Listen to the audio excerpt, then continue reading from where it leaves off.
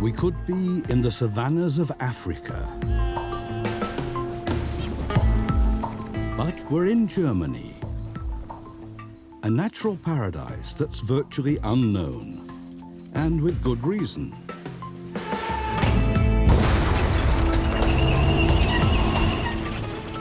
This is the Senne region, a large part of which serves as a military training area. Here, where tanks thunder through, rare animals employ a whole arsenal of unique survival strategies.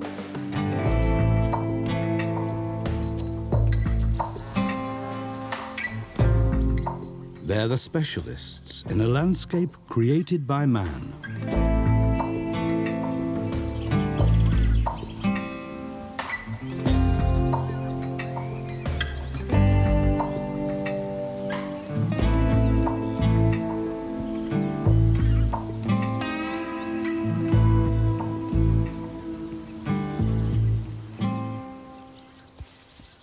Actually, only soldiers are allowed in this restricted military area. But fallow deer don't follow orders. Some of the herds on the military training area number up to 100 deer, which is not often seen in Germany.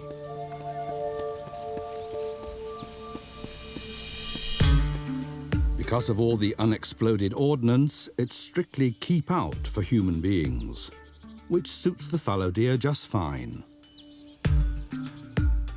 Live munitions have been used on the training ground for 130 years. Civilians are seldom allowed to drive through the area. Getting out of vehicles is strictly forbidden.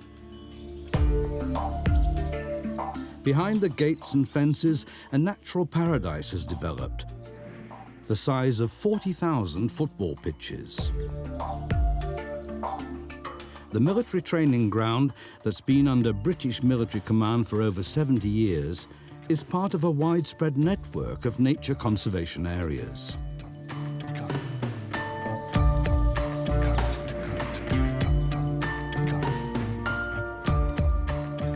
In Germany's most populous region, the Senne is a rarity. A large, undeveloped area. The soil in the Senne is sandy and low in nutrients, perfect for heather. Nowhere else in northwest Germany is there such an expanse of heathland. People used to live here at one time. Over the years, their villages had to make way for the military.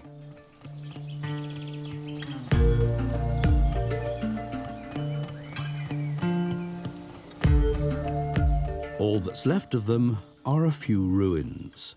But the old walls are now providing a home for different creatures. A sand lizard is hunting for prey. These reptiles are increasingly rare in Germany, not in the Senne though.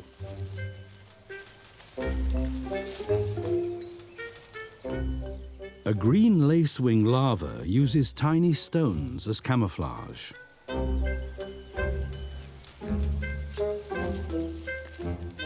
But the camouflage is rumbled. While elsewhere the habitats of the sand lizard are dwindling, the military training area offers them a safe home.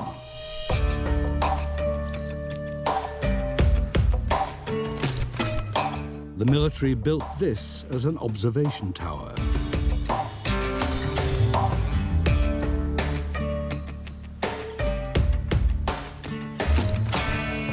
Now it's made use of by a feathered hunter.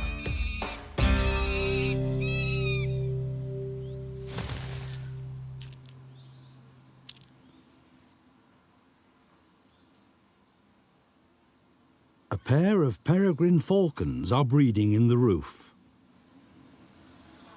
These birds of prey make things easy for themselves.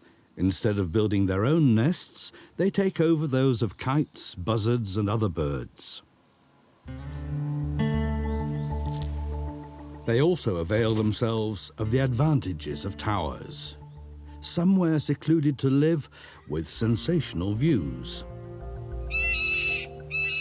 Not that the parents have time to enjoy the panorama. Only one of their chicks has survived this year. But even just one hungry beak is enough to keep them on the go.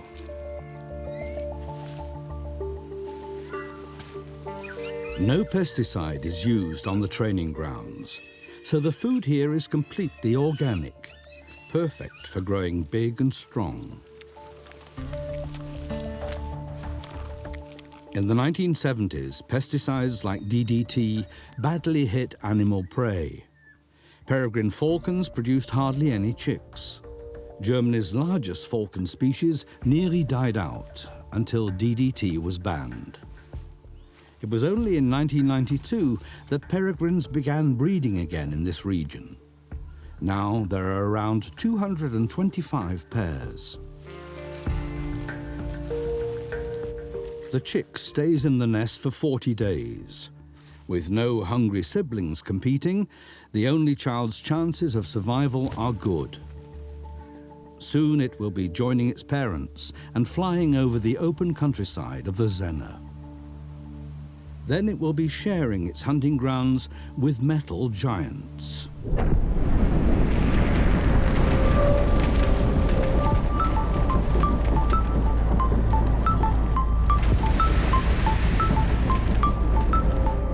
Predators made of steel.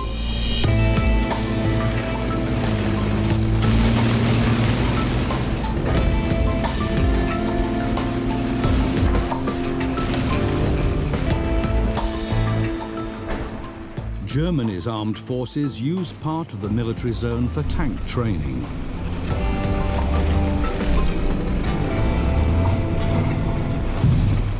The tracks of the assault tanks gouge deep wounds into the earth. Devastation that has surprisingly positive aspects.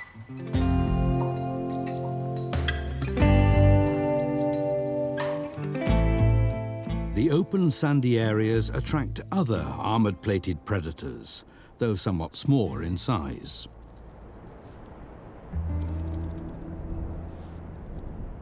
Northern dune tiger beetles are in command here. One of them has made rich pickings.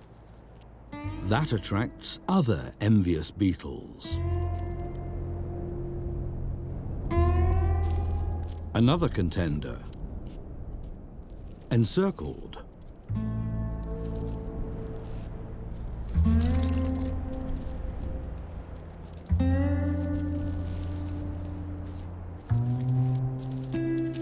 The attacked beetle has to abandon its prey and beat a hasty retreat.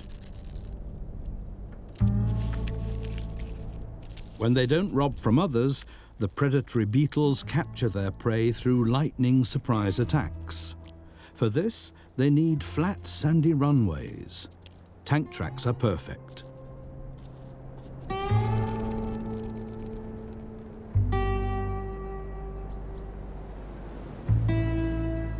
But on hot days, the hunt can be a washout. Heralded by thunder, the storm discharges itself over the Senne.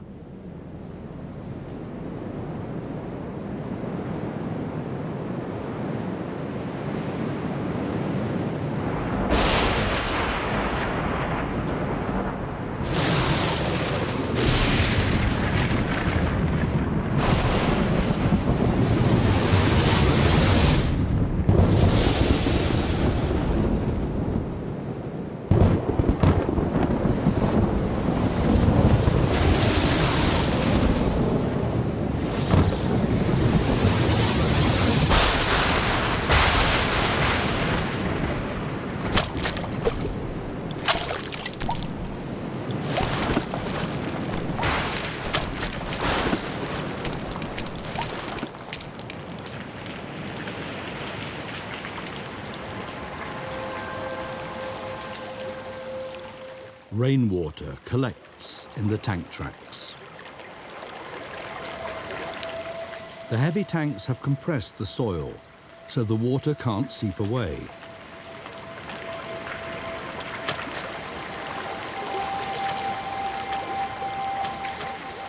It's not long before the first pioneers storm the new puddles.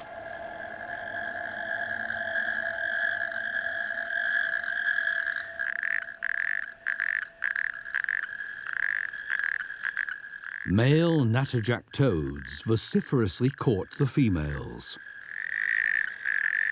Their calls resound for up to 2 kilometers. A choral performance that's heard less and less often in Germany. There are now very few places like this where toads can reproduce. They love puddles like the flooded tank tracks. Here the female lays her eggs in spawn strings up to 2 meters long. The 5,000 or so eggs have to develop quickly before the puddle dries out. In the warm, shallow water, it takes just 3 to 5 weeks for metamorphosis to take place.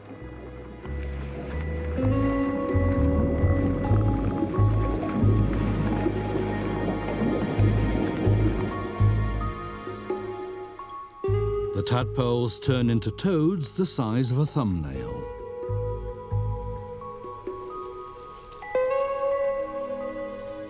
At first, the young of the now rare natterjack toads stay close to the water. But their home will soon disappear, the signal for the march out.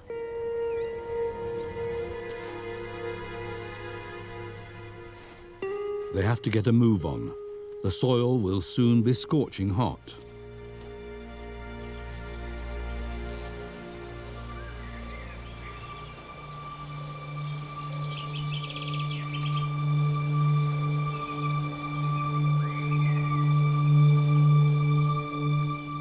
Those who can find themselves a shady spot.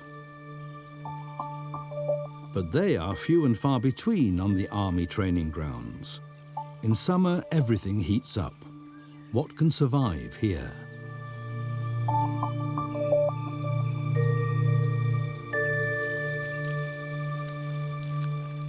The mouse-ear hawkweed has developed a neat trick. It turns the hairy underside of its leaves upwards. That reflects the sunlight, and the plants don't dry out.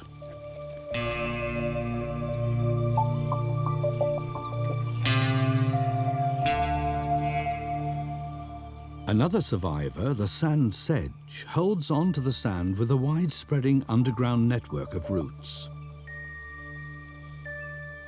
Many of the plants thriving here have small, fleshy leaves for storing precious water.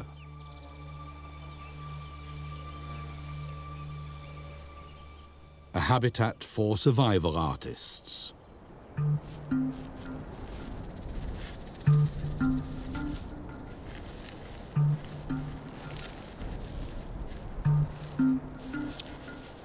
These tracks are made by a bunker builder, which lurks hidden in the sand. The antlion. Hard to imagine that this larva mutates into a graceful dragonfly-like insect, the antlion lacewing. For now, the little lion lives in the ground, where it builds an emplacement within minutes. From this position, it fires live ammunition.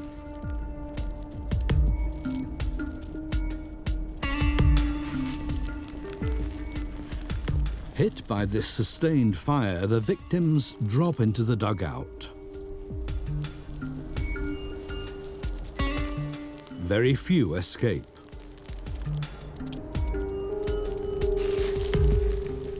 The loose soil seals the fate of most of them.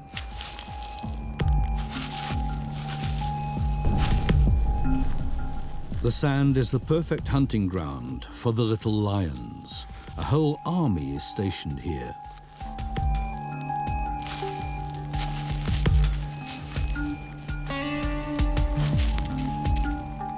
The pincers of the antlion are armed with poison, but the bug is hard to grab.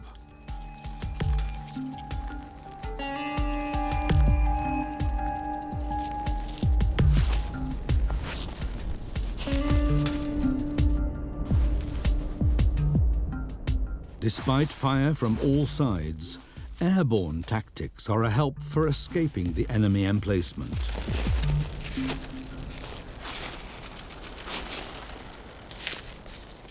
Bug to go. The female sand lizard would also have liked to catch the winged treat. But at the moment, she's on edge. How can she go hunting when he's there? She's giving him the cold shoulder.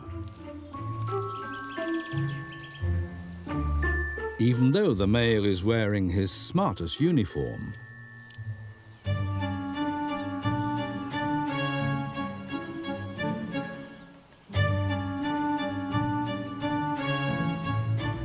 Brilliant green, especially for the love interest. But she's still underwhelmed by his natty look. The male will persist with his dress parade for hours.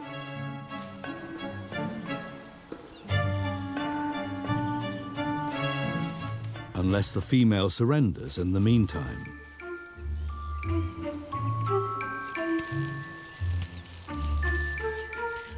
A spirited flank attack lets him maneuver his abdomen underneath hers. And that's all it takes.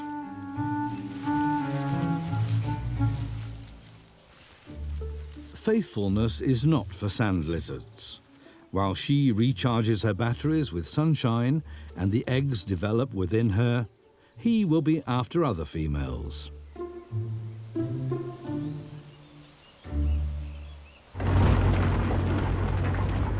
The sand was deposited here in the last ice age by melting glaciers. It's a thick layer up to 60 meters deep. Outside the military area, it's still excavated commercially. Old gravel pits and transport routes are taken over by amphibians and insects. And by an especially fearsome predator, the larva of the dragonfly.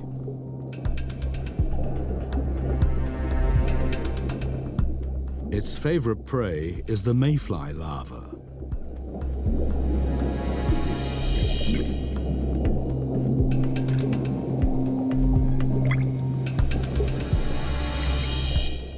On its head, it bears a lethal weapon.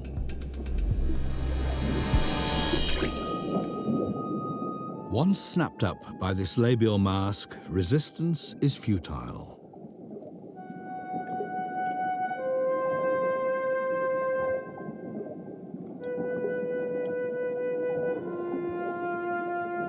The mayfly larva will be its last meal underwater.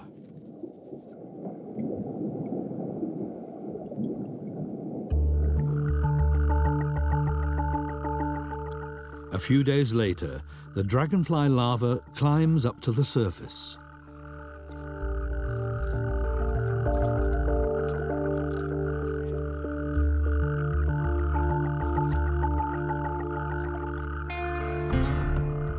The larva breathes in to inflate itself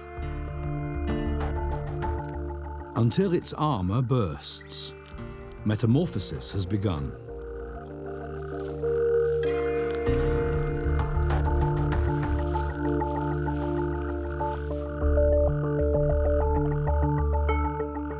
Next comes the most difficult step, turning round. If the dragonfly falls into the water at this stage, it will die.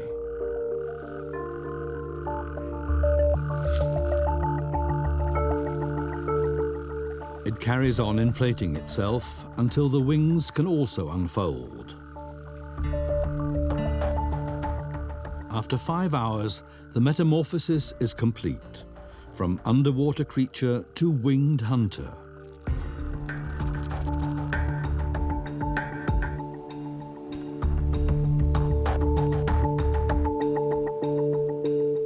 The loose, sandy soil here once posed a problem. In the 19th century, the wind would cover fields with it and even whole villages, so the locals planted pine trees. They grew fast and held back the sand. They're still standing today in rank and file, but they don't provide many creatures with habitats. The federal foresters are changing the coniferous forest into a dense, mixed woodland, which is also better at absorbing the noise of the tanks and artillery exercises. And thick oak trunks are better at stopping ricochets. Slowly, the mixed forests are replacing the coniferous monotony. Biodiversity is spreading among trees and animals. People aren't allowed into the forests, so the animals can live undisturbed.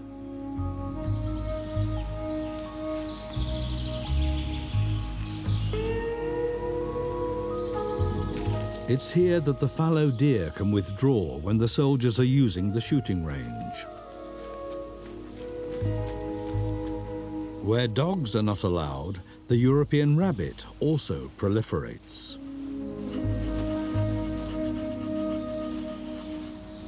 Undisturbed by walkers, black storks can fish in peace. In the midst of the military exercise areas, this is a neutral zone in which even a timid badger can search for food in broad daylight.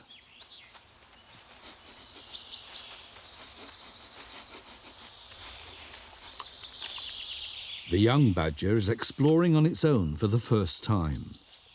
The forest floor has so many delicacies to offer: earthworms, snails, nuts, a land of plenty.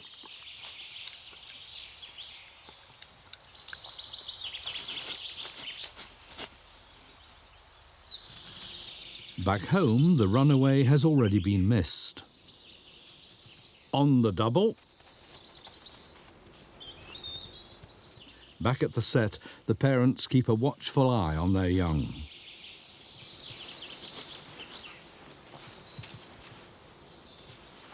At the slightest disturbance, the youngsters disappear underground. No wonder that elsewhere badgers are seldom spotted. The military training grounds offer them a secure nursery.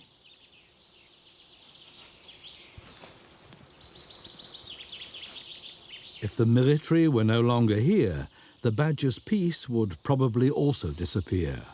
Walkers and dogs would turn the badgers back into timid, nocturnal wanderers.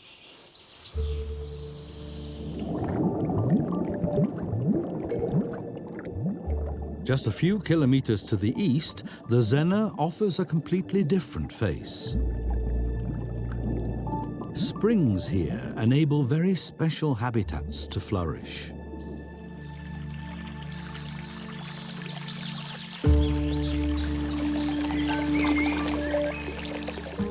They're free of pollutants. There's no agriculture here. Not just on the training ground, almost all the surrounding land is a conservation area. Some of the creek valleys are completely untouched by human hand. Branches and trees are left where they fall. Fascinating fungi readily flourish here. Rotting wood and foliage provide nutrients, both on the ground and underwater.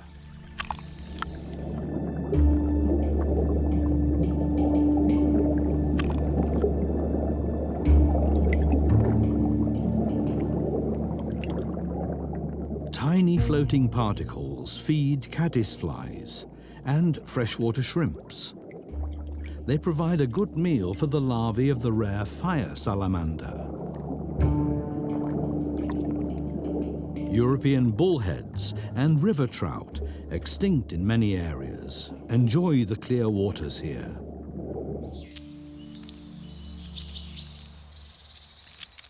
But that doesn't mean they're safe.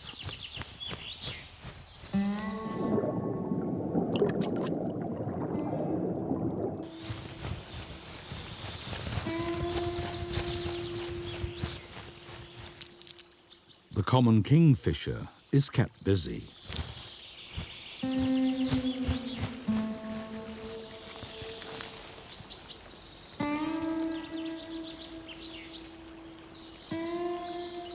Three hungry chicks expect the full-service package.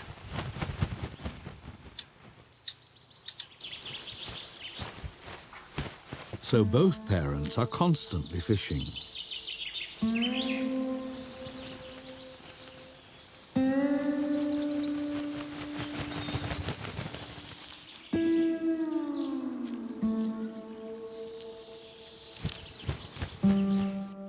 And the chicks are thriving. Fish after fish, and even so their hunger is insatiable.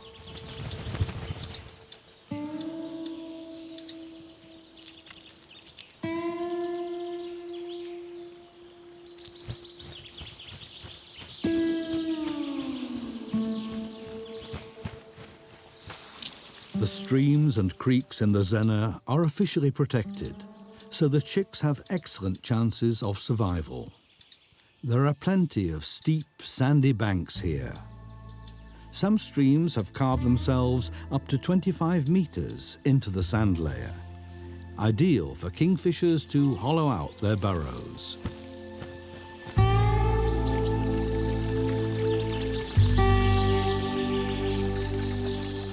Only a few stretches of water in northwest Germany remain virtually unchanged by human beings.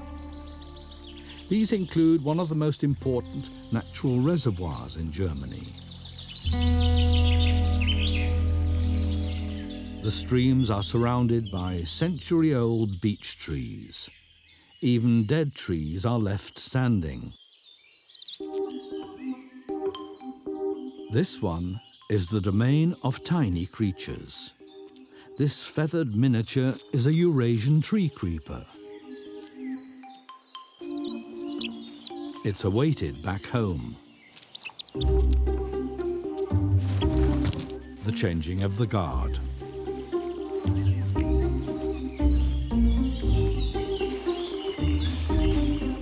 Food in, refuse out. And so it goes on. Tree creepers are among Europe's smallest birds. No bigger than a little finger, they can fit into the tiniest cracks. Larger animals just can't pursue them in here. Even so, the parents are permanently on guard. If they feel themselves followed, they divert attention from the nest, only to return moments later. Using its long tail as a brace, it can climb quickly. Long toes with sharp claws provide the grip.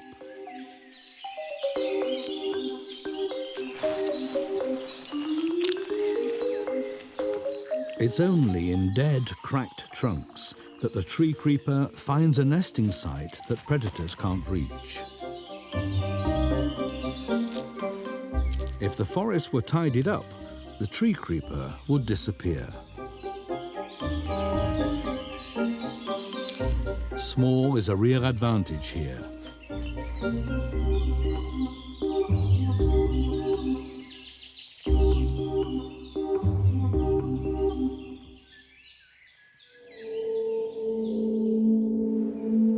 Tucked away among the trees are small swampy areas. Moorlands have formed here.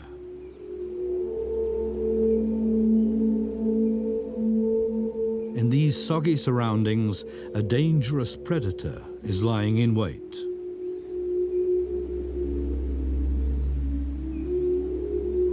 Sundews are plants that love insects to eat.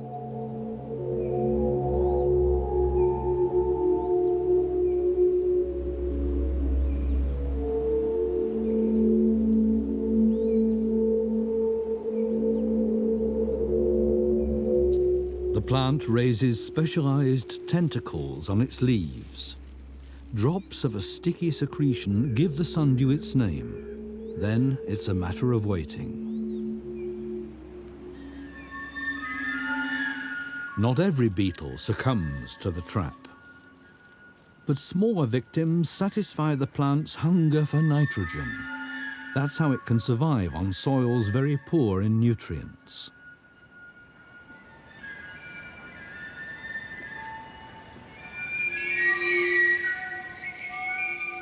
For the many frogs in the moorland, though, the sundew poses no danger.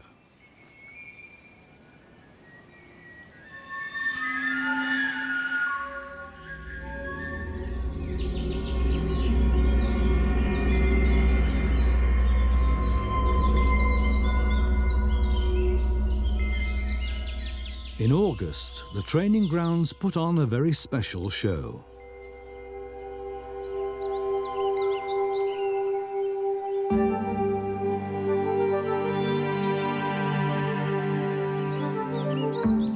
The Zena sheds its camouflage colours.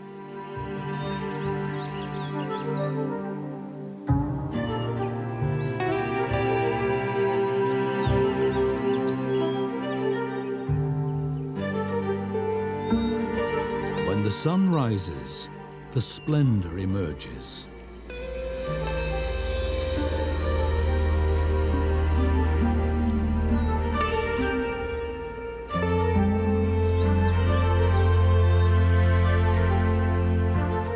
A legion of violet blossoms, forming one of the largest heathlands in Germany. In the 17th century, local farmers felled the forests, resulting in the open country we now see. Elsewhere in Germany, heaths are gradually disappearing. Here, though, the military utilisation has kept the Zena open.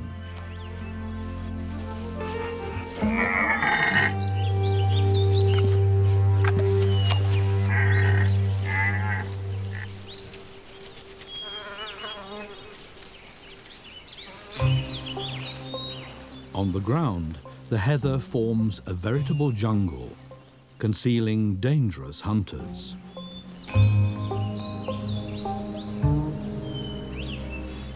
The smooth snake is quite rare in Germany. But here its favourite food is in plentiful supply.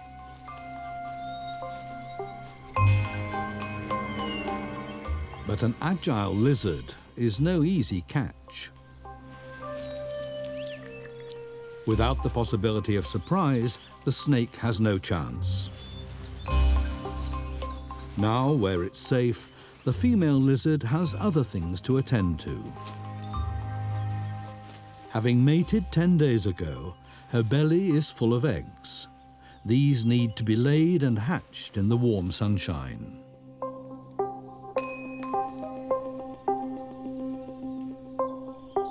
Sand lizards often have to cover long stretches to find a suitable place to lay their eggs.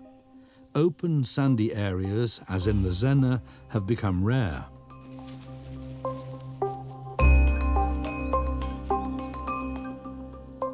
As a result, the sand lizard is threatened with extinction in Germany. Preventing the lizard's habitat here from becoming overgrown, the heath has to be tended.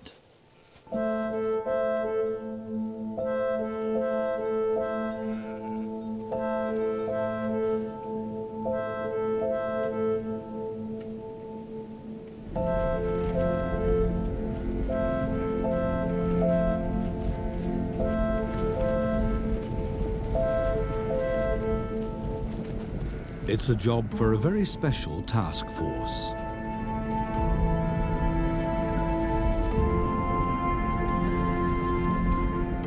The Zena Biological Station grazes Heathland sheep on the military training ground, an old breed of horned sheep that have shaped this landscape over hundreds of years.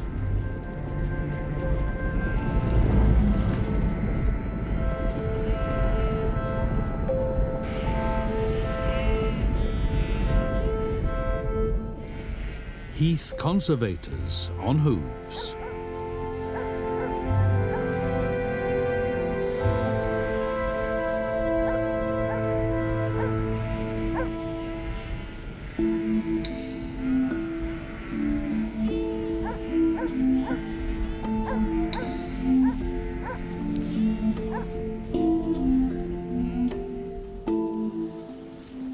1,000 sheep get through a lot of food. By keeping the plants short, they ensure the heath stays young and open. Where sheep graze, only heather thrives.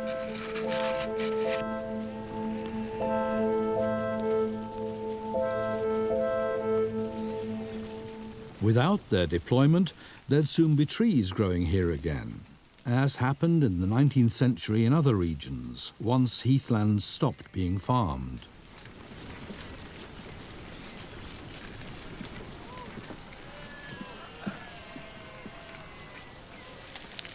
Back then, the farmers removed the top layer of earth for use as litter in their stables.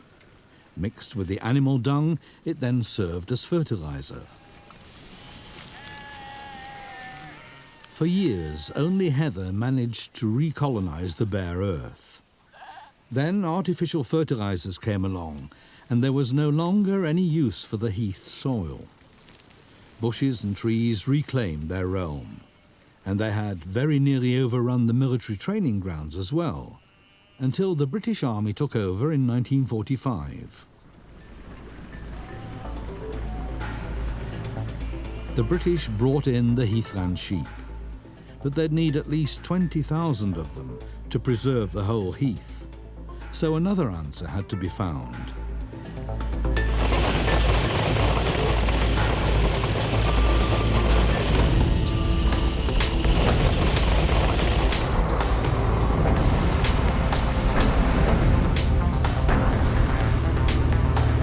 Machines have taken over what the sheep can't manage. The British Army pays €1 million a year to have the heath mown in strips.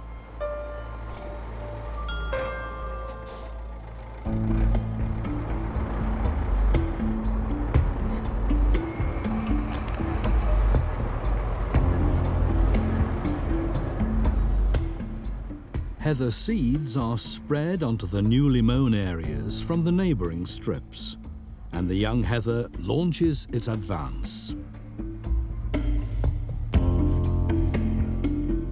In the nature conservation areas next to the army training grounds, other landscape gardeners are sent into action.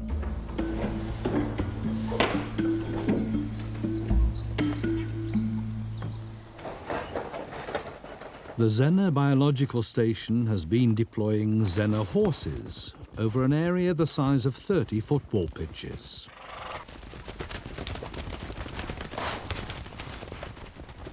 Like the tracks of the tanks, the galloping horses' hooves tear deep scars into the earth, which is how the horses too prevent the bushes and trees from taking over.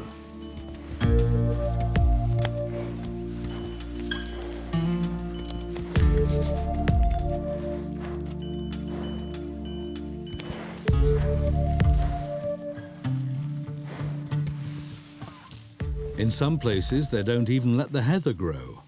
By rolling around, the horses have created their own beauty farm. The peeling treatment in the Zena sand is good against irritating insects.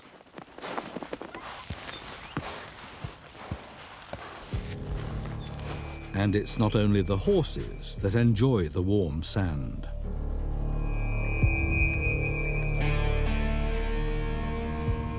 The sand baths are also the lairs of wolves. Of the European bee wolf.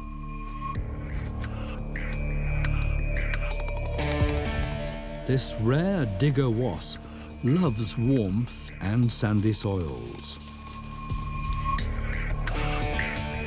The tireless female digs several burrows, up to 1.5 meters deep. The nests are ready for the offspring. Just one thing is missing.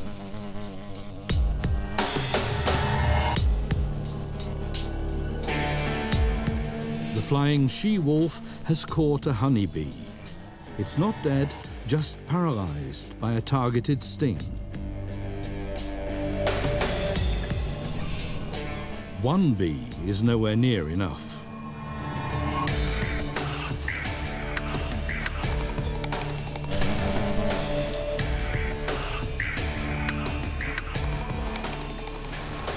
The wasp stores up to 7 helpless bees in each nesting hole, then lays a single wasp egg in each case. A perfidious but very clever plan. The bees remain alive, even underground. Newly hatched, the larva of the bee wolf can immediately tuck into the waiting feast. Honeybees, as fresh as the day they were caught. What dramas are being acted out just below their hooves? The Zena horses themselves only narrowly escaped a tragedy. They nearly died out. For centuries, they ranged through the region like wild horses. The Second World War put a stop to their breeding. But now they're back and feed on the nutrient-poor plants, producing organic food. To humans, it's just horse droppings. To the hornet robberfly, it's the perfect place for a lover's tryst. These large insects are extremely rare in Germany because something crucial is usually missing. The female lays her eggs in horse dung, but it has to be of a special kind. When the tiny larvae hatch out, they feed on the larvae of dung beetles. But these thrive only in organic droppings, like those of the wild horses. Since the horses don't receive any fodder supplements, their dung is purely organic.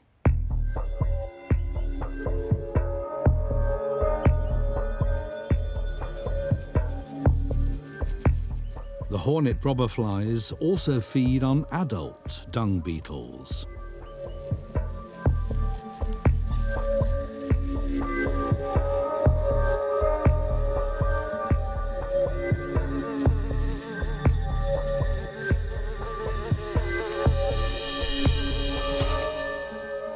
The beetle's armor plating is no protection against the sharp proboscis of the aggressor. All that's left at the end is an empty shell.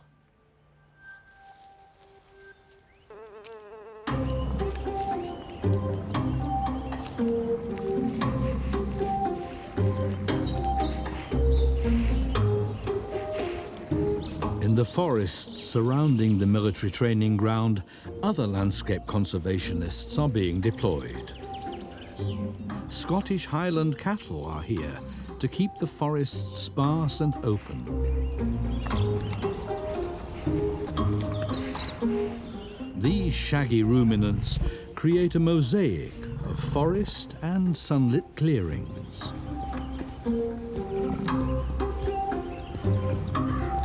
Grazing forests like these are among the most species-rich habitats in Central Europe.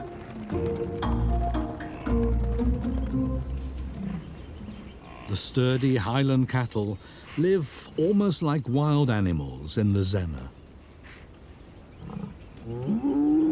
Their calves are born in the forest. The young one immediately sets out to explore its home. And then a little refreshment from the mother.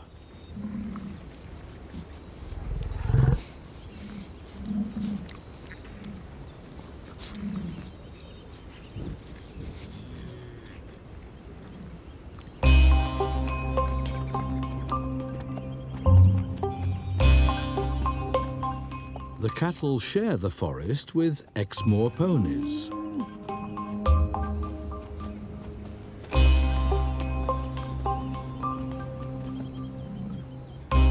So it can happen that the calf comes dangerously close to the ponies.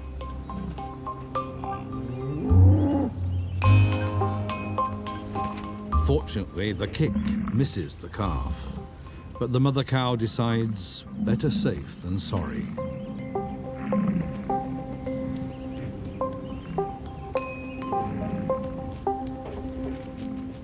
And moves the calf out of the danger zone. Otherwise, the cattle and the ponies coexist very happily. And together they ensure that the forest clearings don't get overgrown.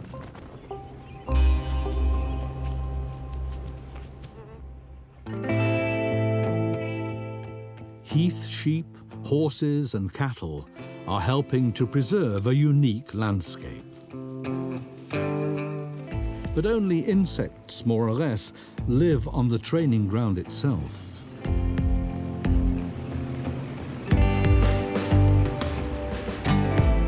Military usage does not only give rise to new habitats.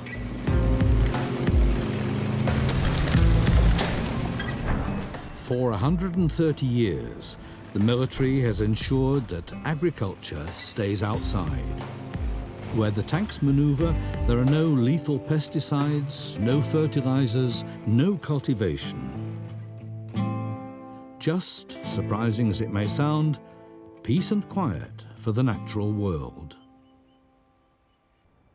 Optimum conditions for life to begin.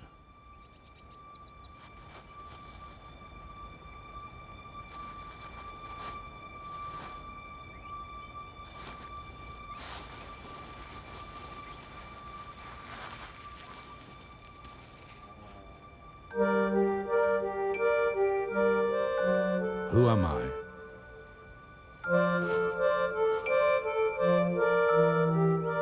Where am I?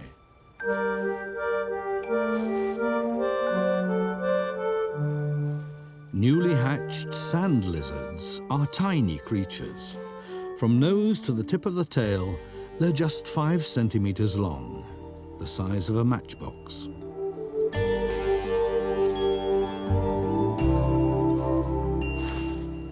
With an initial weight of half a gram, they can't go into hibernation.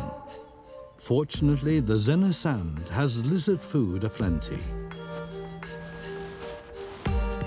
Northern dune tiger beetles, antlions and so on have to keep their wits about them once the small sand lizards file out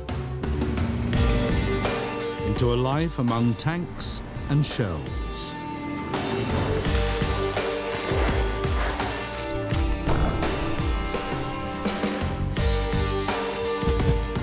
Into great expanses of heathland,